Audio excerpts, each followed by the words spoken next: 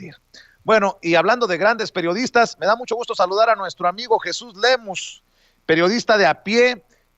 autor de El Licenciado, este libro sobre Genaro García Luna y muchos otros, a quien le damos la bienvenida como todos los jueves para que hable sin censura. Querido Jesús, ¿cómo estás? Un abrazo. Saludos y abrazos, mi querido Vicente, siempre un placer saludarte y siempre esperando que sea jueves para poder platicar contigo y con toda nuestra audiencia de Sin Censura para hablar y hacer periodismo libre como el viento, mi querido hermano. Como debe de ser, Jesús Lemus. Y oye, hemos hablado de los dueños de México, entre comillas, obviamente, de los que nos han dejado en una situación como la que vimos de dependencia en términos de gas natural de Texas, un Texas que sigue sumido en problemas, ahora hasta escasez de alimentos y toda la cosa. Pero creo que es momento también para que nos hables de la contrarreforma energética del presidente Andrés Manuel López Obrador, los beneficios y por qué la derecha ha hecho tanto escándalo con los cortes al servicio de electricidad, por qué no tenemos gas y ahora dependemos de empresas extranjeras para el abasto de la planta eléctrica. Creo que ahí está el meollo del asunto para entender la situación. ¿Por qué hacen tanto escándalo los de la derecha, mi querido Jesús Lemus? Exacto, Vicente, creo que es un punto que ha pasado así como por alto, un punto en el que la ultraderecha y sus voceros pues, no han querido reflexionar en torno al tema y hoy tratan de aplicar responsabilidades pues a funcionarios y a gobiernos pues que nada tuvieron que ver, y conste que con esto no estoy hablando a favor, por supuesto, de Marte, únicamente poner las cosas en su justa dimensión. Hoy la ultraderecha reaccionaria a través de sus voceros, mi querido Vicente, y tomando como pretexto los apagones a que se ha visto obligada la Comisión Federal de Electricidad, asegura que México se está venezolizando en alusión a las tristes condiciones de pobreza que vive el pueblo de Venezuela. En lo que no ha reparado la clase neoliberal, que sueña con el regreso del régimen de privilegios, es que las condiciones de falta de electricidad que se han resentido en los últimos días en diversas partes del país, en realidad es una consecuencia directa de la lamentada reforma energética, la que inició Felipe Calderón y que después concluyó Enrique Peña Nieto. Si no fuera porque casi todos los yacimientos de gas natural se entregaron a empresas extranjeras y con ello se le quitó la rectoría al Estado mexicano para la explotación y procesamiento del gas natural, México no estaría pasando por esta situación de los apagones eléctricos.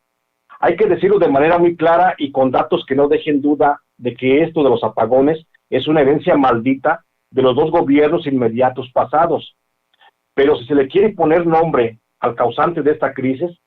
se debe llamar Emilio Lozoya Austin, pues él fue el responsable, mi querido Vicente, a final de cuentas, de entregar en concesión a empresas transnacionales 2,482 pozos petroleros y de gas para ser explotados bajo la técnica del fracking, a los que se suman otros 136 pozos que se ubican en el lecho marino del Golfo de México.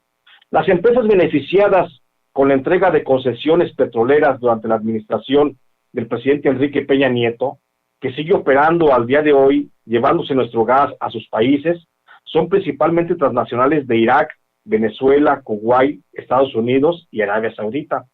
A Pemex solo le dejaron 700 pozos, los de menor producción, por cierto, para su explotación, los que evidentemente no son suficientes para atender la demanda de necesidades de hidrocarburo que se requieren en el país. Otras empresas a las que se les otorgaron a cambio de nada la riqueza petrolera nacional y que al día de hoy siguen haciendo el mayor saqueo de recursos en la historia de nuestro país, son transnacionales de Colombia, de Canadá, Reino Unido, España, Holanda, Malasia, Argentina, China, Australia, Rusia, India, Tailandia, Noruega, Alemania, y la lista podría seguir. La reforma energética llevada a cabo de manera corrupta y con beneficios económicos para unos cuantos funcionarios federales, y hay que señalarlos, los que se beneficiaron con esta reforma, como Luis Videgaray, Enrique Peña, Luis Miranda Nava, Miguel Ángel Osorio Chong, Pedro Joaquín Caldwell y José Antonio Meade, entre otros, no solo representó la enajenación del petróleo y el gas, y ya lo hemos dicho de manera reiterativa y hasta de loco me han de juzgar, pero también significó la entrega de una gran parte del territorio nacional. Ese es un punto en el que poco se ha reparado, pero hay que señalar que Emilio Lozoya, al amparo de la reforma energética propuesta por el presidente Enrique Peña Nieto, hizo una entrega del suelo mexicano, insisto, que es 5.7 veces mayor a la que hizo el presidente Antonio López de Santana, el que entregó a los Estados Unidos bajo el Tratado de la Mesilla allá de 1853, una extensión de 76.845 kilómetros cuadrados de suelo. Emilio Lozoya, con la entrega de pozos petroleros y de gas, se dio también más de 444.900 kilómetros cuadrados de suelo continental y el que está bajo aguas marítimas en el Golfo de México. La superficie del territorio y aguas mexicanas entregadas por la reforma energética de Lozoya a empresas extranjeras para ser explotadas irrestrictamente por un lapso de hasta 35 años equivale a la extensión, escuchen nada más, a la extensión territorial que ocupan los estados de México, Michoacán, Sinaloa, Campeche, Quintana Roo, Yucatán, Puebla, Guanajuato, Nayarit, Tabasco, Hidalgo, Querétaro, Colima, Aguascalientes, Morelos y Tlaxcala. Así, hasta el día de hoy, son más de 70 las empresas extranjeras de las que depende la Comisión Federal de Electricidad para su operación, tales como APCO Servicios y Energía, BHP, Billington Petróleo Operaciones de México, Calicanto Aceite y Gas, Citla Energía, Promotora de Desarrollo de América Latina, Chevron Energía de México y Eni de México, entre otras, que son las que deberían de estarle suministrando gas y que no lo han hecho. La falta de gas para la operación de las plantas termoeléctricas de la Comisión Federal de Electricidad también se debe a que en la reforma energética nunca se contempló la obligación de las empresas transnacionales para que dejaran una parte del gas en territorio mexicano, permitiéndoles que dispusieran de ese recurso y lo sacaran del país en la medida en que así lo decidieran. De todos los proyectos de fracking autorizados por Lozoya Austin, 1,114 pozos se ubican en Puebla, otros 733 están en el subsuelo de Veracruz, 250 se ubican en Tamaulipas, 138 están en el estado de Tabasco, 93 más se encuentran en Nuevo León, 64 están en Campeche, 36 en Chihuahua, 35 en Coahuila y 19 más en San Luis Potosí. La producción de gas natural que logran las empresas transnacionales en México al día es de 4,800 millones de pies cúbicos. Pero para decirlo en términos llanos, es la cantidad de gas con la que se pudieran inflar 137,000 veces un globo del tamaño del Estadio Azteca. De esa producción, el 97% se va al extranjero y solo el 3%, es decir, 4,000 veces la cantidad que cabe en un Estadio Azteca, se queda para el abasto de la población. Por eso la Comisión Federal tiene que comprar el gas para sus operaciones de generación de electricidad, el que es suministrado a través de gasoductos que corren desde Estados Unidos hacia México o a través de buques tanques que llegan desde Europa, desde Europa, Asia o Sudamérica. Lo que consecuentemente, si el suministro se interrumpe, todos los mexicanos pagamos las consecuencias. Esos son los resultados de la reforma energética de Peña. A pesar de que somos una potencia petrolera, no tenemos hoy acceso a los recursos de hidrocarburos, ni siquiera para atender a las necesidades más elementales, como es el suministro de energía eléctrica. Por eso da coraje, mi querido Vicente, que los mismos al escuchar que los mismos que aplaudieron la reforma energética de Peña Nieto, hoy sean los que cuestionan la operatividad de la Comisión Federal, sin ver que lo que hay en el trasfondo es realmente la reforma energética y tratan de culpar al actual gobierno y sus funcionarios de negligencia. Por eso es importante, mi querido Vicente, pensar en la contrarreforma energética que seguramente el presidente de la República habrá de insistir para que se lleve a cabo a fin de devolverle la autonomía energética a México, que a final de cuentas es la que ahorita en este momento nos tiene preocupados. Ese es mi comentario, mi querido Vicente. Pues qué interesante y además tan contundente, querido Jesús Lemus. Y ya que estamos hablando de estos temas, ¿por qué no me das tu opinión acerca de esto que publica Efrén Flores en la revista electrónica Sin Embargo MX? Que Carlos Romero de Champs aún sigue apareciendo que cobra en Pemex, dice que trabaja, entre comillas, como jefe en una refinería y en 2020 reportó que le pagaron más de $1,000,000. que alguien me explique, ayúdame, Jesús. Bueno, es que no hay que ser genios para poder entender el asunto, mi querido Vicente. Aquí yo entiendo que a veces con mucho sarcasmo el hecho de que dices no entenderlo, por supuesto que lo entiendes perfectamente, pero aquí habría que ver cuáles son las empresas de las que está amarradas justamente este señor Romero de Champs para poder seguir dentro de lo que es el sistema de operación de Pemex. Y como tú lo decías hace un momento de forma muy acertada, seguramente el presidente de la República no está siendo bien informado por el actual director de Petróleos Mexicanos sobre cuál es realmente la función que tiene este ex senador, este político caduco, ¿no? Pero realmente aquí creo que debemos de voltear hacia una parte fundamental, mi querido Vicente, que es la que hemos insistido de manera reiterativa también. México no va a transformarse si no se puede transformar realmente las direcciones y las jefaturas de área y las subsecretarías de las principales áreas de gobierno. De nada sirve este cambio, esta cuarta transformación, si nada más quitamos la cabeza de Peña Nieto y colocamos por mayoría popular al presidente López Obrador, y el presidente López Obrador se ha armado de un equipo de trabajo en las secretarías, pero si no se llega realmente a la reestructura dentro de los mandos medios de las dependencias, no vamos a poder avanzar en esta transformación, porque justamente dentro de estos mandos es donde están los funcionarios que se han enquistado desde administraciones desde Vicente Fox, Felipe Calderón, y siguen por supuesto muchos funcionarios de Enrique Peña Nieto. ¿Y a qué viene todo esto? Pues que en Pemex está pasando precisamente eso. En Pemex,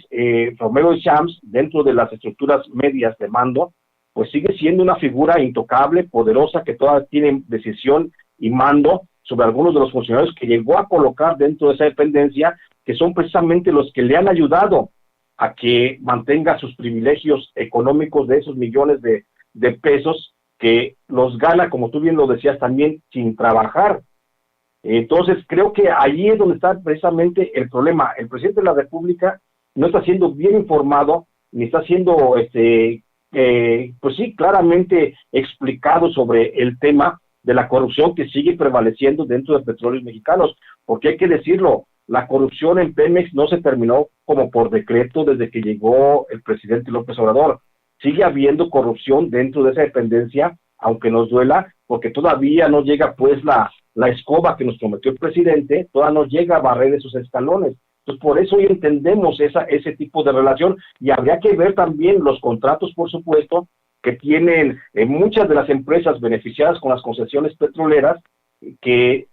otorgó Emilio Lozoya de manera fraudulenta y que hasta la fecha pues no se han tocado. Entonces creo que también es parte del propio problema, donde yo pienso que Romero de Champs nada más es una puntita. Entonces creo que la madeja va a dar para mucho, y creo que el presidente, ojalá, porque estoy seguro que esa es su decisión, ojalá se decida a llevar a fondo una transformación y una limpieza dentro de Pemex. Fíjate que, y perdón que vaya de tema en tema, pero regresando al tema de la Comisión Federal de Electricidad, una de las cosas que más me llamó la atención de las declaraciones de los funcionarios fue la de Miguel Reyes, de CFE Energía, y creo que va de la mano con el reporte que nos dabas, el análisis que hacías, Jesús Lemus. Dice, como resultado de la reforma energética, o sea, la de Peña Nieto, la corrupta por la que pagaron sobornos, la Comisión Federal de Electricidad nos tienen agarrados de los huevos, no puede invertir en almacenamiento, tiene que dejarlo a contratistas. Pemex apoyó para conseguir combustibles el día domingo. El problema no fue falta de coberturas o almacenamiento, sino que el gas no pasaba por congelamiento de ductos. Está almacenado en ellos, pero no hay presión para moverlo. O sea, ni siquiera para almacenar lo que necesitamos. Eso se le tiene que dar a los contratistas. Hazme el pinche favor, Jesús Lemus, nos dejaron agarrados y no me voy a retractar, agarrados de los huevos con esta reforma energética, y ahora todo el mundo chillando porque la contrarreforma de López Obrador es, dicen los que protegen los intereses inconfesables, es ilegal y anticonstitucional y no sé qué más madres dicen.